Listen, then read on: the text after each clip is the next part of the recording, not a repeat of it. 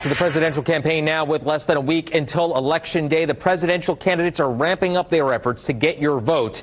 Our Washington correspondent Julia Benbrook joining us live from the White House with the latest. Julia, polls show a very tight race. So what should we be watching out for come election night as far as results go? Trump are locked in a tight race. We have just 6 days left in one of the most consequential elections of our lifetime. Next Tuesday, you have to stand up and you have to tell Kamala that you've had enough. The race will likely come down to the 7 battleground states that could conceivably be won by either candidate. Oh, it's great to be back in Michigan. If we win Pennsylvania, we're going to win the whole deal. The battleground states can be broken up into 2 general categories. The Sun Belt battlegrounds include Arizona and Nevada in the west and North Carolina and Georgia in the east.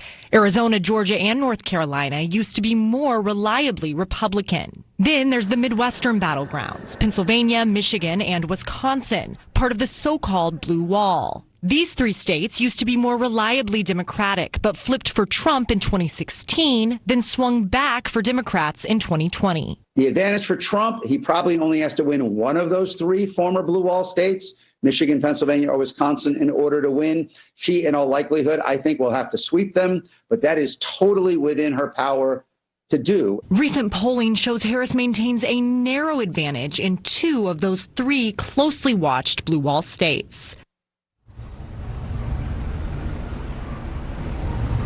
48 states and the District of Columbia award their electoral votes winner take all. But there are a couple of states, including Nebraska, that handle it differently, awarding some of their electoral votes by congressional district. And while the state of Nebraska is safe Trump territory, there is a district surrounding Omaha that's considered a battleground.